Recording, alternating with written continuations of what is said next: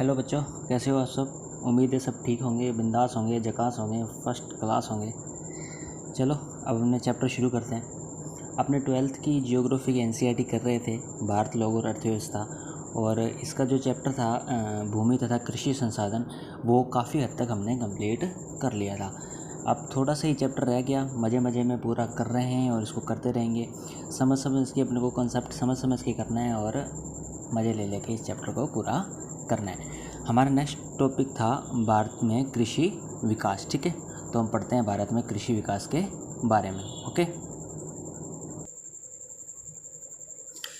देखो भारत में कृषि विकास यानी इस टॉपिक में बताएगा कि हमारे भारत में कृषि का विकास किस हिसाब से हुआ है। पहले कृषि कैसे होती थी, अब कृषि कैसे हो रही है, तकनीकी वृद्धि कौन कौन सी हुई है, किस किस क्षेत्र में कृषि ने तब्दीली हासिल की है, फसल की पैदावार पहले कैसे होती थी अब कैसे होती है, उत्पादकता पहले ज़्यादा थी अब ज़्यादा है, सबके बारे में हम डिटेल में अध्ययन करेंगे। ठीक है, देखो इसके बारे में ये क्या कहता है कि स्वतंत्रता प्राप्ति से पहले भारतीय कृषि एक जीविकोपार्जी अर्थव्यवस्था जैसी थी। यानी स्वतंत्रता जब हमने हासिल की थी ना, तब की बात कर रहा है। तब क्या था कि जो भारत की कृषक थे ना, जो भारत के किसान थे, वो जो खेती करते थे वो खेती सिर्फ इसलिए करते थे ताकि अपना पेट पाल सकें, अपने परिवार का पेट पाल सकें।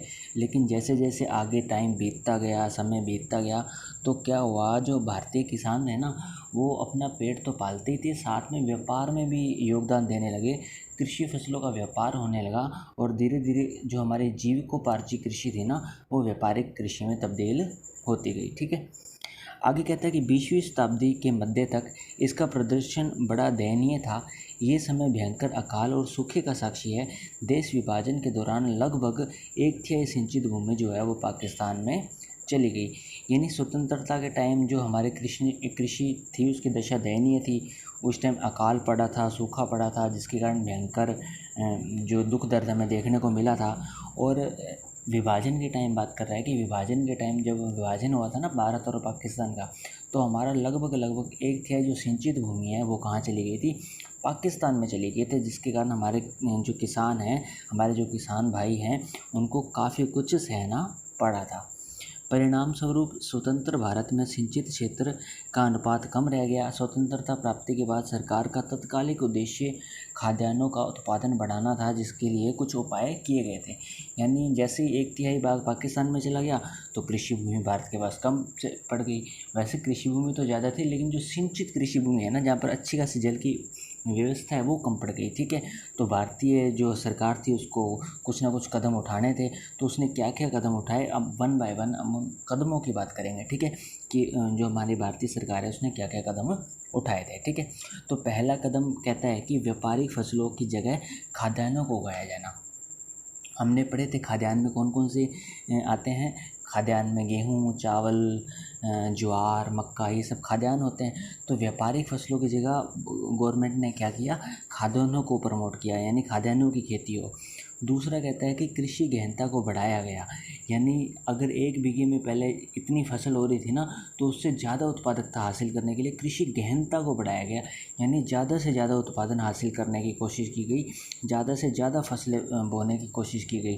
क्यों? क्योंकि भारत की जनसंख्या लगातार बढ़ती जा रही थी। ठीक है, फिर तीसरी बात करता है कि कृषि योग्य बंजर तथा प्रति भूमि को कृषि भूमि में परिवर्तित किया गया। यानी भारत में जो बंजर भूमि थी ना, जहाँ पर खेती नहीं होती थी, और जो कृषि योग्य थी वहाँ पर खेती की जा सकती थी, यानी ऐसी भूमि जो खाली पड़ी थी परंतु तकनीकी का प्रयोग कर वहाँ पर खेती की जा सकती है, ऐसी भूमि को कृषि भूमि के अंतर्गत लाया गया। जो बंजर जो भी बढ़ती भूमि थी हमारी, तो तीसरा स्टेप गवर्नमेंट का ये था। तो हमारे गवर्नमेंट ने 3 स्टेप उठाए थे। पहला व्यापारिक फसलों की जगह खाद्यान्नों को उगाया, दूसरा कृषि गहनता को बढ़ाया, और तीसरा बंजर तथा प्रति भूमि को कृषि भूमि के अंदर लाया गया। ठीक है, आगे कहता है कि प्रारंभ में इस नीति से खाद्यान्नों का उत्पादन बढ़ा, लेकिन 1950 के दशक के अंत तक कृषि उत्पादन स्थिर हो गया। प्रारंभ में तो इन नीतियों से हमारा जो कृषि में उत्पादन है वो बढ़ा हुआ दिखाई देता है, परंतु 1950 के बाद वापस ये उत्पादन जो है वो स्थिर हो जाता है। इस समस्या से उभरने के लिए गहन कृषि जिला कार्यक्रम यानी IADP तथा गहन कृषि क्षेत्र कार्यक्रम यानी IAAPP प्रारंभ किए गए। और परंतु 1960 के दशक के मध्य लगातार 2 कालों से अन्न संकट पैदा हो गया।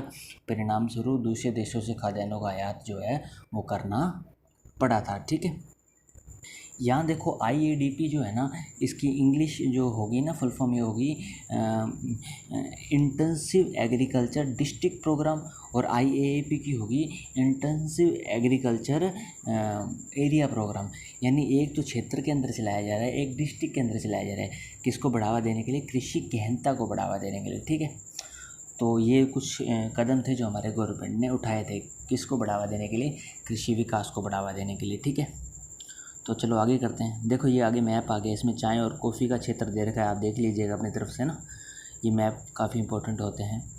आगे देखो क्या कहता है, देखो कहता है कि 1960 के दशक के मध्य में गेहूँ यानी मैक्सिको से तथा चावल जो कि फिलीपींस की किस्में हैं, जो अधिक उत्पादन देने वाली किस्में थी, को उपलब्ध कराया गया। 1960 के आसपास क्या दो किस्में आई थी, गेहूँ जो कि मैक्सिको से आई थी, चावल जो कि फिलीपींस से आया था।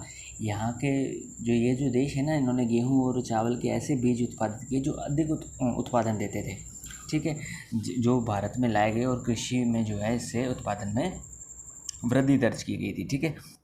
आगे कहता है कि भारत ने इसका लाभ उठाया और पैकेज प्रौद्योगिकी के रूप में पंजाब, हरियाणा, पश्चिम उत्तर प्रदेश, आंध्र प्रदेश तथा गुजरात के सिंचाई सुविधा वाले क्षेत्रों में रासायनिक खाद के साथ इन उच्च उत्पादकता वाली किस्मों यानी HYV को अपनाया गया।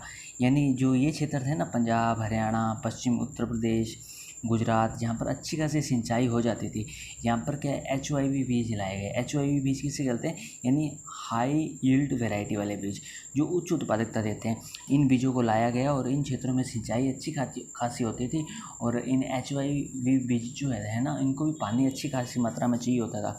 तो इन क्षेत्रों में इन बीजों को लाया गया और काफ़ी अच्छी उत्पादकता जो है ये बीज प्रदान करते हैं, ठीक है। नई कृषि प्रौद्योगिकी की सफलता हेतु सिंचाई से निश्चित जल आपूर्ति पूर्व अपेक्षित थी। कृषि विकास की इस नीति से खाद्यान्नों के उत्पादन में अभूतपूर्व वृद्धि हुई, जिसे हरित क्रांति के नाम से जाना जाता है। यानी कुल मिला के ये हरित क्रांति की बात कर रहा है, जो 1960 से 1970 के दशक में आई थी, जिसमें जो बीज है ना, HYV बीज जो लाए गए थे, उसकी उत्पादकता जो हमारी है वो तेज़ी से बढ़ गई थी, ठीक है। और इसके बाद कहता है कि हरित क्रांति ने कृषि में प्रयुक्त कृषि निवेश जैसे उर्वरक, कीटनाशक, कृषि यंत्र आदि कृषि आधारित उद्योगों तथा छोटे पैमाने के उद्योगों के विकास को प्रोत्साहन दिया। देखो हरित क्रांति आएगी तो फसल उत्पादन में वृद्धि होगी। अब देखो किसान अधिक फसल उत्पादित कर रहे हैं, तो उनको संसाधन भी ज़्यादा चाहिए होंगे, ट्रैक्टर चाहिए होगा, उर्वरक चाहिए होंगे, सिंचाई के लिए मशीनें चाहिए होंगी, फिर फसल काटने के लिए मशीनें चाहिए होंगी। तो ये सब मशीनें कहाँ बनती हैं, ये सब मशीनें उद्योगों में बनती है। तो उद्योगों को भी यहाँ से क्या है, प्रमोशन मिल गया, उद्योग भी अच्छी खासी मात्रा में विकसित हुए। इसको सपोर्ट किसने दिया, यानी इसको एक किक किसने दी, किसने, हरित क्रांति ने दी, जिससे उद्योगों में भी जो कृषि से संबंधित उद्योग थे उसमें भी वृद्धि देखने को हमें मिलती है। कौन से दशक में, 1960 से 1970 के दशक में, ठीक है। आगे कहता है कि कृषि विकास की इस नीति से देश में खाद्यान्नों के उत्पादन में आत्मनिर्भर हो गया, लेकिन प्रारंभ में हरित क्रांति देश के सिंचित भागों तक ही सीमित थी। फलस्वरूप कृषि विकास में प्रादेशिक असमानता भी बढ़ी। देखो हरित क्रांति का फ़ायदे तो थे कुछ, यानी देश खाद्यान्न उत्पादन में क्या आत्मनिर्भर हो गया। पहले क्या था कि जो भारत था ना, भारत को मतलब खाने पीने का जो सामान है, जो खाद्यान्न है ना हमारा, वो अमेरिका से आयात करना पड़ता था।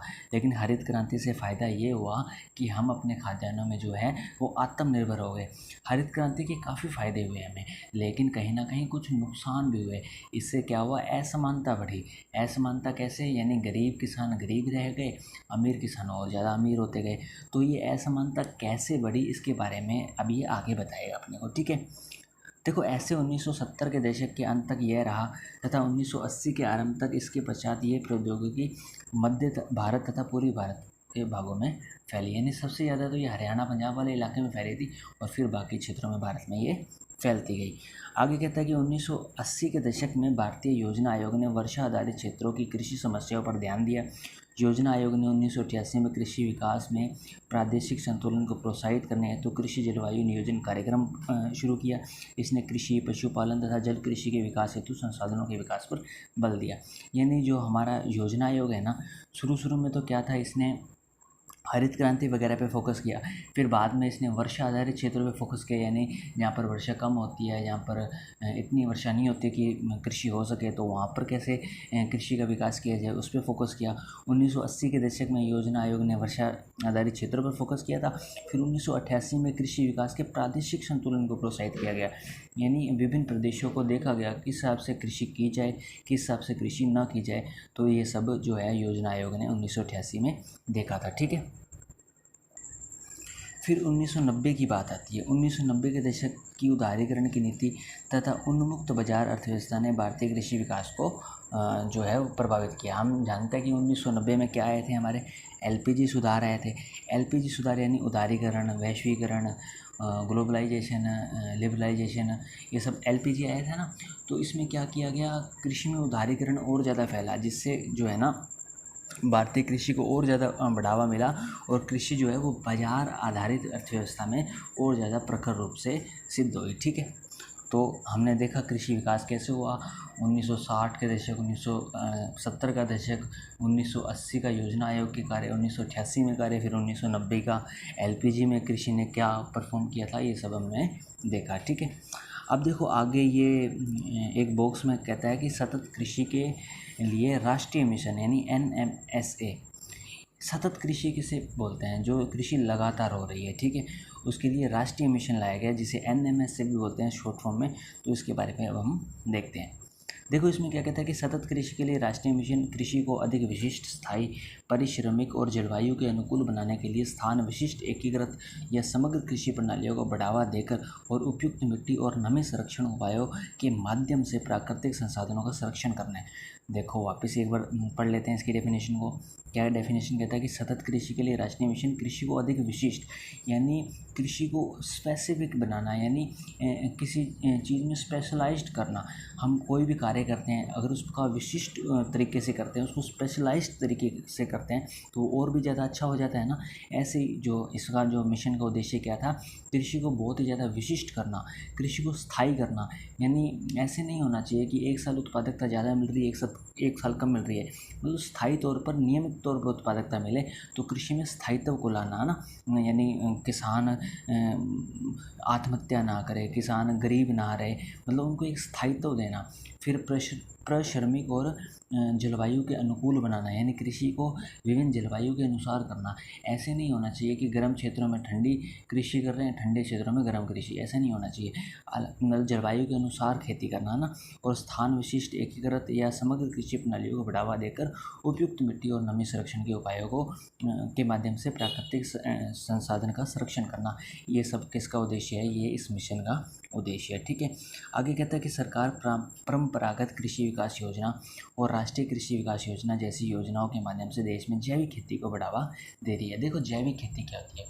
जैविक खेती यानी इसमें जो है ना वो सूक्ष्म जीवों का या फिर कुछ ऐसे जीवों का प्रयोग करके जो है वो खेती की जाती है। इसमें उर्वरक यानी रासायनिक उर्वरकों का प्रयोग नहीं होता, जैविक तरीके से खेती की जाती है। और इसके लिए सरकार कौन कौन सी योजनाएं चला रही है, परंपरागत कृषि विकास योजना चला रही है और राष्ट्रीय कृषि विकास योजना चला रही है, जिससे किसको बढ़ावा मिलता है, जिससे जैविक कृषि को बढ़ावा दिया जा रहा है। ठीक है। तो यहाँ तक आई होप आपको अच्छे तरीके से चैप्टर समझ आया होगा। अब नेक्स्ट हमारा जो है वो टॉपिक है कृषि उत्पादन में वृद्धि तथा प्रौद्योगिकी का विकास।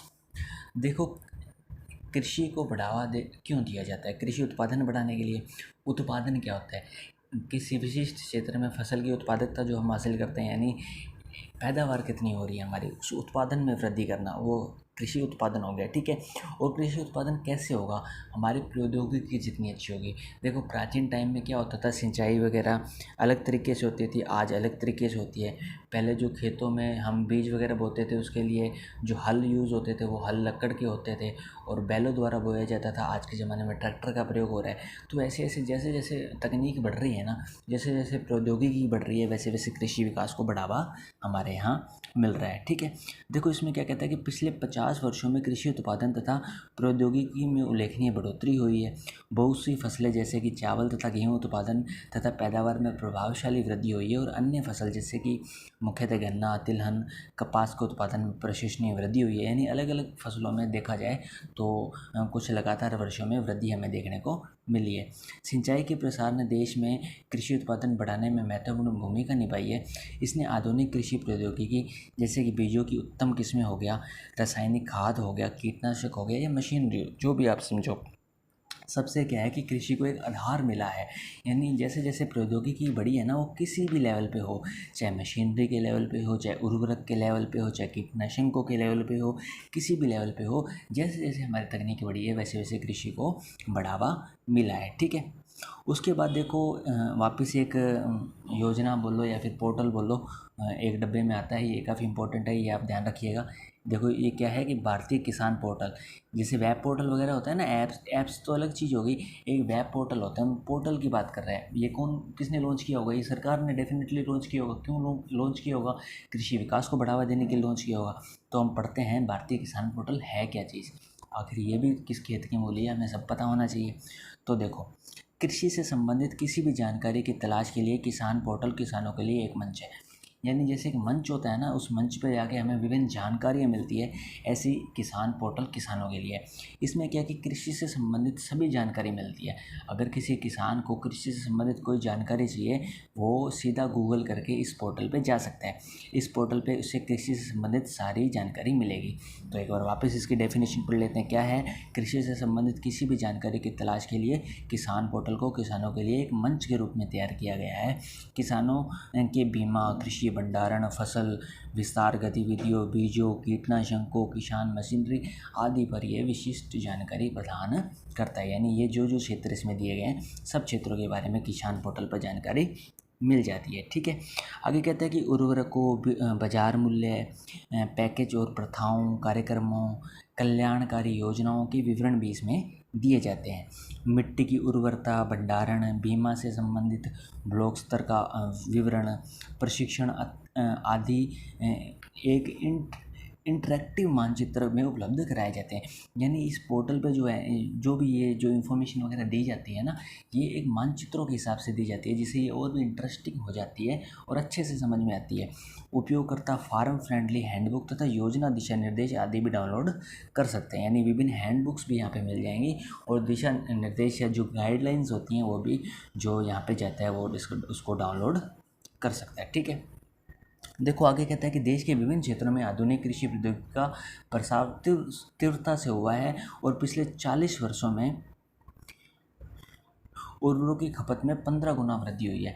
देखो जैसे जैसे कृषि को बढ़ावा मिल रहा है, HYV बीज आ रहे हैं, नए नए बीज आ रहे हैं, इन नए बीजों में अधिक उत्पादकता होती है, लेकिन इनको क्या अधिक सिंचाई की और अधिक उर्वरकों की आवश्यकता होती है।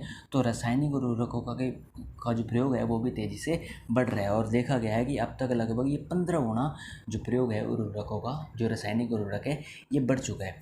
चूँकि उत्तम बीज की किस्मों में कीट प्रतिरोधकता कम है और देश में 1960 के दशक में कीटनाशकों की खपत में महत्वपूर्ण वृद्धि हुई है। यानी जो हमारे नए बीज आए हैं ना, इसमें जो कीट प्रतिरोधकता कम है, इसलिए हमें कीटनाशकों का प्रयोग करना पड़ता है। कीटनाशक कौन कौन होते हैं? कीटनाशक वो होते हैं जो कीटों को मार देते हैं और बीजों की सुरक्षा करते हैं। तो नए बीजों को कीटनाशकों की आवश्यकता होती है, इस कारण से इसकी खपत में भी महत्वपूर्ण वृद्धि देखने को मिली है। ठीक है। देखो इसके बाद नेक्स्ट टॉपिक आता है हमारा भारतीय कृषि की समस्याएं। ठीक है। क्या टॉपिक है? भारतीय कृषि की समस्याएं। यानी इसमें हम भारतीय कृषि से संबंधित जो समस्याएं हैं ना, जिसका जो भारतीय कृषि है, भारतीय किसान सामना करते हैं, उन सब के बारे में डिटेल में अध्ययन करेंगे। ठीक है। तो देखो इसमें क्या कहता है कि कृषि परिस्थितिकी तथा विभिन्न प्रदेशों के ऐतिहासिक अनुभवों के अनुसार भारतीय कृषि की समस्याएं विभिन्न प्रकार की हैं। देश की अधिकतर कृषि समस्याएं प्रादेशिक हैं। देखो इस लाइन से क्या मतलब हुआ?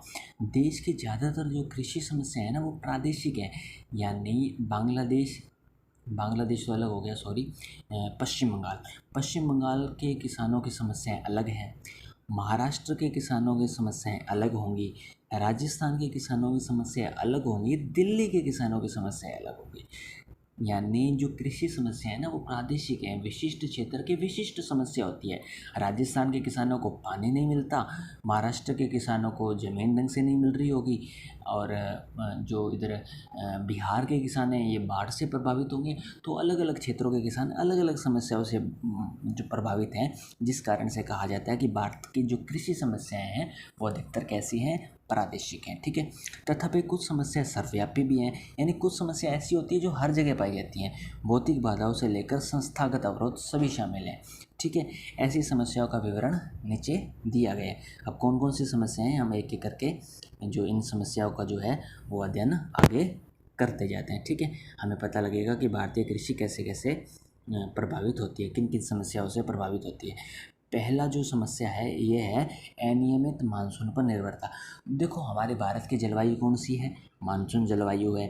मानसून जलवायु की क्या खासियत है कि वर्षा नियमित नहीं होती, अनियमित होती है, कहीं ज़्यादा तो कहीं कम। ठीक है, तो भारतीय कृषि सबसे पहले किससे प्रभावित होगी, मानसूनी जलवायु से। ठीक है, तभी तो कहा जाता है कि भारतीय कृषि को मानसून का जुआ भी कहते हैं। यानी जुआ में कोई पता नहीं होता ना कि जीतेंगे या हारेंगे, या पैसा मिलेगा या जाएगा, कुछ पता नहीं होता ना।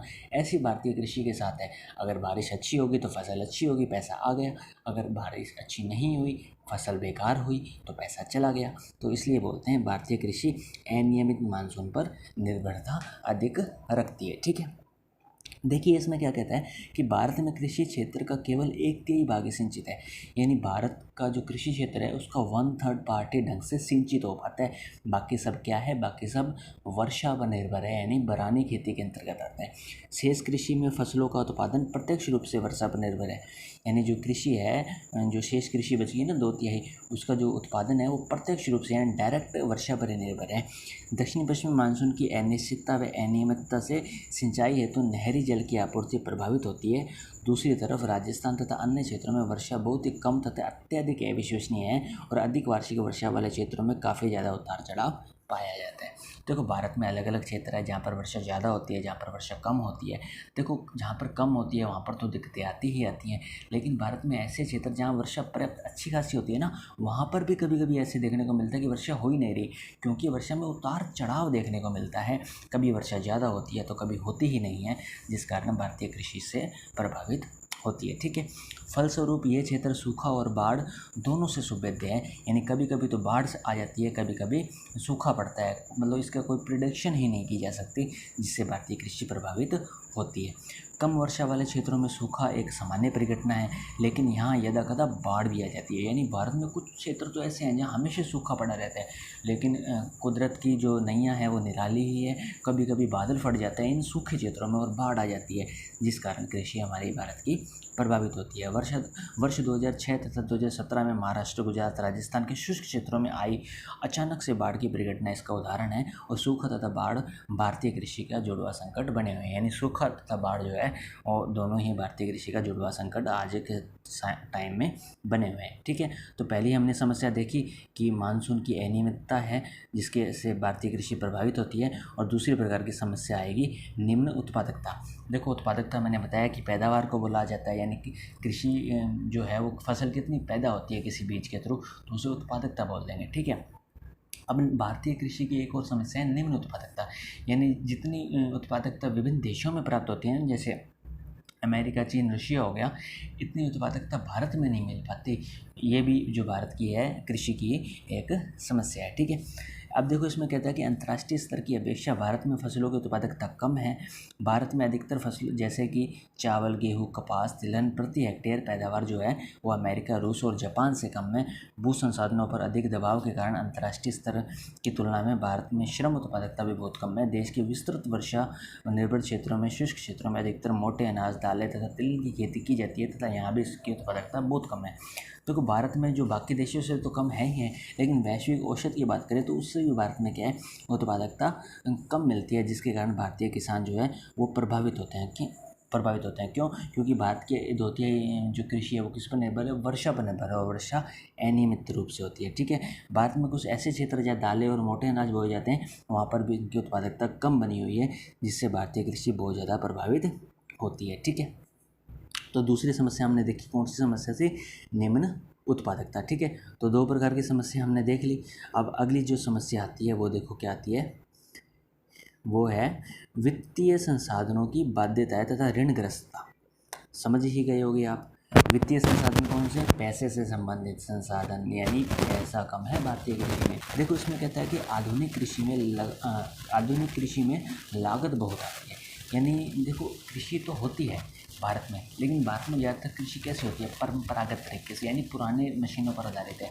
नई मशीनों की यूज़ में क्या है कि बहुत ज़्यादा पैसा लगता है, और भारतीय किसानों के पास इतना अच्छा खासा पैसा तो है नहीं, तो वो कैसे करेंगे आधुनिक खेती। इसी कारण से आधुनिक कृषि में लागत बहुत ज़्यादा आती है, और वो भारतीय कृषि की समस्या बनी हुई है। जो भारतीय गरीब किसान है वो इस जो आधुनिक कृषि है इसको अफोर्ड नहीं कर पाता है। सीमांत और छोटे किसानों की कृषि बचत बहुत कम या न के बराबर है। जो हमारे सीमांत किसान है या हमारे जो छोटे किसान हैं जिनके पास भूमि का बहुत ही छोटा हिस्सा होता है, वो ऐसी कृषि नहीं कर पाते हैं। कौन सी कृषि? जिसमें पैसा ज़्यादा लगता है, जो आधुनिक कृषि कही जाती है। अतः वह सघन संसाधन दृष्टिकोण से की जाने वाली कृषि में निवेश करने में असमर्थ होते हैं, और इन समस्याओं से उबरने के लिए बहुत से किसान विविध संस्थाओं तथा महाजनों से ऋण लेते हैं, और कृषि से कम होती आय और फसलों के खराब होने से वे ऋण जाल में फंस जाते हैं। इसमें क्या होता है कि पहली बात तो भारतीय किसान गरीब है, इसलिए जो ज़्यादा महंगी मशीनरी होती है उसको खरीद नहीं पाता। फिर भी भारतीय किसान कोशिश करता है कहीं ना कहीं से लोन लेके वो मशीन खरीदे। बैंक से उसे लोन नहीं मिल पाता तो वो जाता है साहूकार और महाजनों के पास। ठीक है, महाजन क्या करते हैं, उसे अधिक मतलब ब्याज पर लोन देते हैं। फिर भारतीय कृषि, दूसरी बात वही समस्या आ जाती है, मानसून पर निर्भर है, वो अनियमित होती है। अगर बाई चांस उसकी फसल ख़राब हो गई और उसका ऋण जो है वो बढ़ जाता है, जिसे पूरा करने के लिए वो किसी दूसरे महाजन से ऋण लेता है, ऐसे वो ऋण लेते लेते ऋण जाल में फंस जाता है, जिससे वो ऋणग्रस्त हो जाता है, जो भारतीय कृषि की बहुत ही बड़ी समस्या बनी हुई है, और जिसके कारण ज़्यादातर भारतीय किसान फांसी तक लगा लेते हैं। ठीक है, तो 3 प्रकार की मैंने समस्या आपको बता दी। चौथी समस्या आती है भूमि सुधारों में कमी। भूमि का सुधार करना का क्या मतलब हुआ? देखो भूमि का सुधार यानी आप इससे समझो कि कुछ किसानों के पास ज़्यादा भूमि होती है, कुछ किसानों के पास कम। तो भूमि, जो ज़्यादा भूमि वाले किसान हैं उनसे थोड़ी भूमि लेके कम भूमि वाले किसानों को देना भूमि सुधार कहा जाता है। भारत में शुरुआत में आज़ादी के बाद ये प्रयास किए गए थे कि भूमि सुधार हो जाए, परंतु वो जो सुधार थे अच्छी तरह कामयाब नहीं हुए थे। इस कारण से भूमि सुधारों में अभी भी भारत में क्या है, कमी देखने को मिलती है। देखो इसमें अब हम पढ़ते हैं क्या कहते हैं। देखो भूमि के असमान वितरण के कारण भारतीय किसान लंबे समय से शोषित है। अंग्रेजी शासन के दौरान 3 भू राजस्व प्रणालियों, कौन कौन सी भू राजस्व प्रणालियाँ थी? मालवाड़ी, रेतवाड़ी, जमींदारी में से जमींदारी प्रथा जो थी वो किसानों के लिए सबसे अधिक शोषणकारी थी। मैं वापस बता देता हूँ, अंग्रेजों के टाइम 3 प्रकार की कौन कौन सी जो भूमि व्यवसाय चलती थी? एक मालवाड़ी, एक रेतवाड़ी और एक जमींदारी। और सबसे ज़्यादा शोषणकारी कौन थी? जमींदारी व्यवस्था। ठीक है, देखो स्वतंत्रता प्राप्ति के पश्चात भूमि सुधारों को प्राथमिकता दी गई, लेकिन ये सुधार कमजोर राजनीतिक इच्छा शक्ति के कारण पूर्णतः फलीभूत नहीं हुए। यानी भूमि सुधार करने का प्रयास तो किया गया था भारत में, लेकिन कमजोर राजनीतिक इच्छा शक्ति, उस टाइम राजनीतिक इच्छा शक्ति नहीं थी, लोगों में लालच था। जो नेता थे सिर्फ अपने पद पर रहना चाहते थे, जिसके कारण से भूमि सुधार अच्छी तरीके से फलीभूत नहीं हो पाया। अधिकतर राज्य सरकारों ने राजनीतिक रूप से शक्तिशाली जमींदारों के खिलाफ कठोर राजनीतिक निर्णय लेने में टाल मटोल किया। भूमि सुधारों को लागू होने के परिणाम स्वरूप कृषि योग्य भूमि का असमान वितरण जारी रहा, जिससे कृषि विकास में बाधा बनी रही। यानी कृषि भूमियों को असमान ही वितरण होता रहा। कई जो बड़े किसान थे, जो कोई ओहदा रखते थे, उनको ज़्यादा भूमियाँ मिल गई।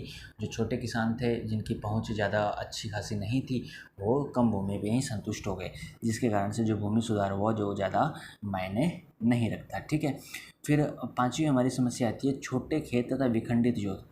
छोटे खेत तथा विखंडित जोत, देखो अमेरिका वगैरह में आप देखोगे ना, तो एक किसान के पास बहुत ज़्यादा बड़ी भूमि होती है, जिससे वो उसी भूमि पर एक प्रकार की फसल उगा के उसका वाणिज्यकरण करता है और अच्छा खासा पैसा कमा लेता है।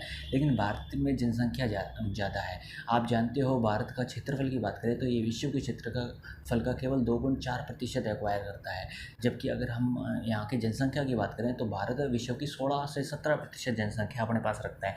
भारत की 135 करोड़ जनसंख्या सिर्फ छोटे से क्षेत्रफल पर रहती है, यानी कृषि भूमि पर दबाव बहुत ज़्यादा है, जिसके कारण किसानों के पास बहुत छोटे छोटे खेत हैं, जो भारत की एक बहुत ज़्यादा गहरी समस्या बनती है।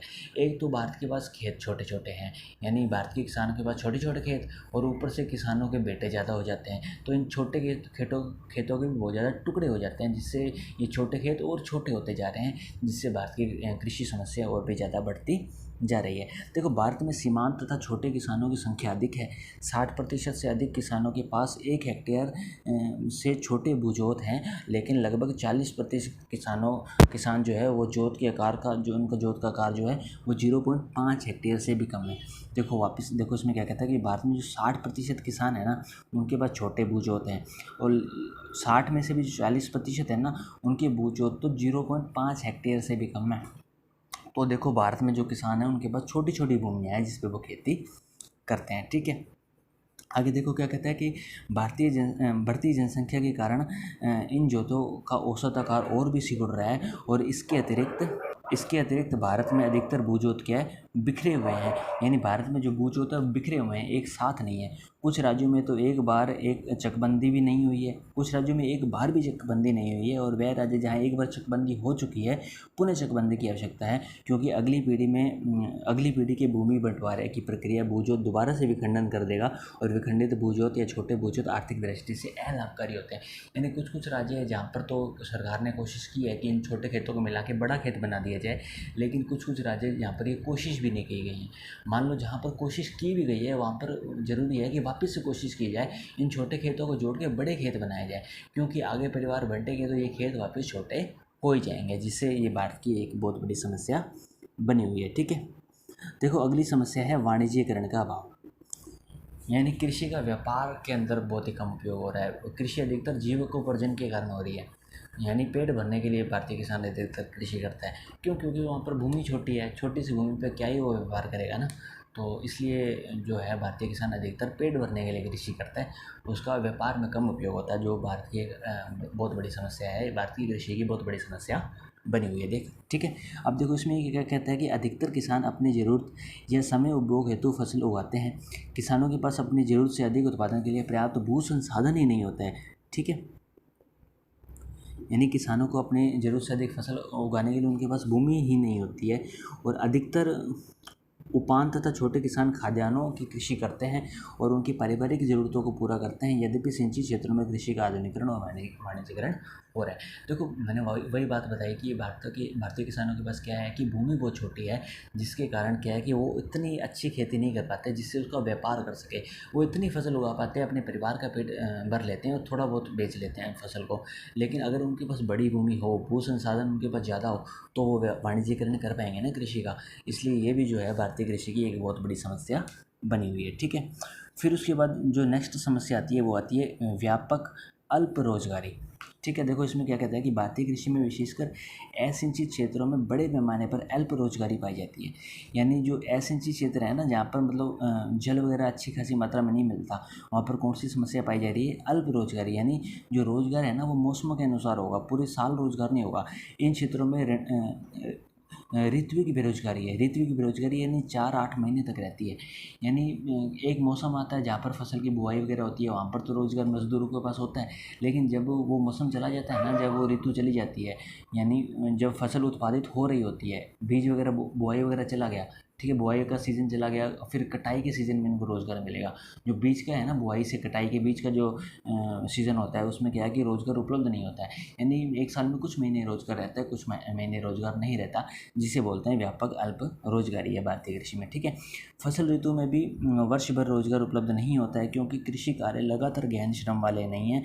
कृषि में कार्यरत लोगों को वर्ष भर कार्य करने का अवसर प्राप्त नहीं होता है, जो भी क्या है भारतीय कृषि की एक बड़ी समस्या बनी हुई है। ठीक है, तो ये हमने क्या देखा, भारतीय कृषि में हमने विभिन्न समस्याएं देखी। अब हमारा लास्ट टॉपिक है कृषि योग्य भूमि का निम्नीकरण। ठीक है, देखो भारतीय कृषि में समस्या देख ली, क्या क्या समस्याएं हमें पाई जाती हैं। अब जो अगला टॉपिक है भारतीय कृषि का, हम निम्नीकरण की बात करेंगे। निम्नीकरण से मतलब क्या है? जो भारतीय कृषि भूमि है ना, उसकी गुणवत्ता किस प्रकार से कम हो रही है, उसके बारे में अब हम पढ़ेंगे। ठीक है, तो चलिए अब हम आगे करते हैं। देखो, भूमि संसाधनों का निम्नीकरण सिंचाई और कृषि विकास की दोषपूर्ण नीतियों से उत्पन्न हुआ है। समस्याओं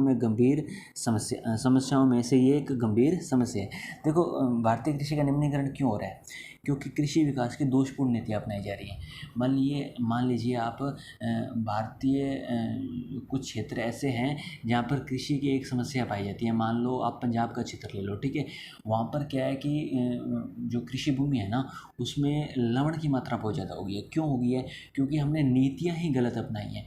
हमने वहाँ पर सिंचाई बहुत ज़्यादा मात्रा में कर दी, जिसके कारण जो है ना, भूमि की ऊपरी परत है ना, वहाँ पर वाइट वाइट परत जम गई है। जो भूमि होती है ना, जो मिट्टी होती है, मिट्टी के ऊपर वाइट वाइट परत जम गई है, जिससे वहाँ की भूमि का लवणीकरण हो गया है। कौन सा क्षेत्र की बात कर रहा हूँ मैं? पंजाब हरियाणा के क्षेत्र की बात कर रहा हूँ। क्यों हुआ है? क्योंकि हमने कृषि की नीतियाँ गलत अपना ली। तो इन गलत नीतियों के कारण क्या हुआ है? भारतीय कृषि भूमि का निम्नीकरण हो रहा है, ठीक है।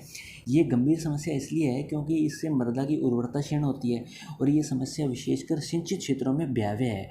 यानी ऐसे क्षेत्र जहाँ पर अच्छा खासा जल उपलब्ध होता है ना, वहाँ पर हम गलत नीतियाँ अपना लेते हैं, जिसके कारण वहाँ की जो भूमि जो पहले अच्छी खासी उपज देती थी, वो बिल्कुल भी उपज नहीं देती, जो भारतीय कृषि की बहुत बड़ी समस्या आगे जाके बन जाती है, ठीक है। आगे कहता है कि कृषि भूमि का एक बड़ा बाल जल क्रांतता, लवणता और मृदा क्षारता के कारण बंजर हो चुका है। यानी कहीं पर तो हमेशा जल रुका रहता है, उससे बोलते हैं जलाक्रांतता, ठीक है। वाइट वाइट परत जम जाती है, उसे बोलते हैं लवणता। और मृदा क्षारता, यानी मृदा में क्षारीय गुण अधिक हो जाता है। किस कारण से? हमारी गलत नीतियों के कारण से, जिस कारण भूमि जो होती है वो अनुपजाऊ हो जाती है, ठीक है। उसके बाद कहता है कि कीटनाशक रसायनों के अत्यधिक प्रयोग से मृदा परिच्छेदिका में जहरीले तत्वों का सांद्रण हो गया है। सिंचित क्षेत्रों के फसल प्रतिरोध के दलहन विस्थापित हो गई है, तथा बहुफसलीकरण में बढ़ोतरी से प्रति भूमि में काफ़ी मात्रा में जो है वो कमी आई है। कई बार क्या होता है, बहुफसलीकरण को बढ़ावा दिया जाता है, ठीक है। बहुफसलीकरण को बढ़ावा क्यों दिया जाता है? क्योंकि हम चाहते हैं कि अलग अलग फसलों का हम एक साथ उत्पादन हासिल कर लें। इससे भी क्या होता है कि जो हमारी भूमि है, उससे उसकी उपज कम हो जाती है, उसमें पोषक तत्वों की कमी आ जाती है। हम कोई भी खेती करते हैं, अगर वो इंटेंसिव ज़्यादा करते हैं ना, ज़्यादा सघनता के साथ करते हैं और गलत नीतियों के साथ करते हैं, तो उपज तो कम होगी ही होगी, ठीक है। जिसके कारण जो है वो भारतीय कृषि में ये बड़ी समस्या बन जाती है, ठीक है। इससे भूमि की में पुनः उर्वरता पाने की प्राकृतिक जो प्रक्रिया है वो अवरुद्ध हो जाती है, जैसे नाइट्रोजन यौगिकीकरण। देखो, नाइट्रोजन यौगिकीकरण क्या होता है? जो हमारे चने की फसल होती है या फिर दालें की फसल होती है ना, उनके जड़ों में एक जीवाणु पाया जाता है जिसे राइबोसोम बोलते हैं, ठीक है। राइबोसोम क्या करता है? नाइट्रोजन यौगिकीकरण करता है, जिससे मृदा में पोषक तत्वों की बढ़ोतरी होती है। ये जो बढ़ोतरी होती है ना, ये मृदा में प्राकृतिक रूप से पोषक तत्वों की बढ़ोतरी होती है। लेकिन हमारी गलत नीतियों के कारण क्या है, ये जो प्रक्रिया बंद हो जाती है और मृदा की जो उर्वरता क्षीणता होती है ना, उर्वरता में जो कमी आती है, वो प्राकृतिक रूप से वापस बढ़ नहीं पाती है हमारी गलत नीतियों के कारण। जिसके कारण क्या है, हमें निम्न उत्पादकता झेलनी पड़ती है और भारतीय कृषि में समस्याएं देखने को मिलती हैं, ठीक है। फिर कहता है कि उष्णकटिबंधीय, आर्द्र और अर्धशुष्क क्षेत्रों में भी कई प्रकार के भूमि निम्नीकरण से क्षेत्र प्रभावित हुए हैं, जैसे कि जल द्वारा मृदा अपर्दन तथा वायु द्वारा अपर्दन की जो प्रक्रिया है वो मानकीकृत अधिक है। यानी जो अपर्दन की क्रिया होती है, चाहे वो जल अपर्दन ले लो, चाहे वो पवन अपर्दन ले लो, इसमें भी क्या है कि मानवों का योग बहुत ज़्यादा होता है। देखो, अगर हम कुदरत से छेड़छाड़ करेंगे तो हमें भुगतना तो पड़ेगा, जिसके कारण भारतीय कृषि में समस्याएं हमें देखने को मिलती हैं, ठीक है। तो ये चैप्टर यहाँ पूरा होता है। आई होप आपको अच्छे से ये चैप्टर समझ आया होगा। अगर कोई इशू है तो आप कमेंट कर दीजिएगा, मैं दोबारा से आपको क्लियर कराने की कोशिश करूँगा, ठीक है। तो हमने ये चैप्टर पूरा किया, अच्छे से पढ़ा, समझ के पढ़ा, रट्टाफिकेशन अपने को करना भी नहीं है।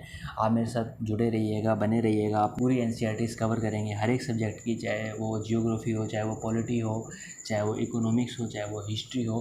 अपने हर एक सब्जेक्ट की एनसीईआरटीज़ करेंगे और धीरे धीरे इस चैनल पे बहुत ज़्यादा कंटेंट अपलोड होने वाला है। हर एक क्षेत्र से संबंधित कंटेंट अपलोड होने वाला है।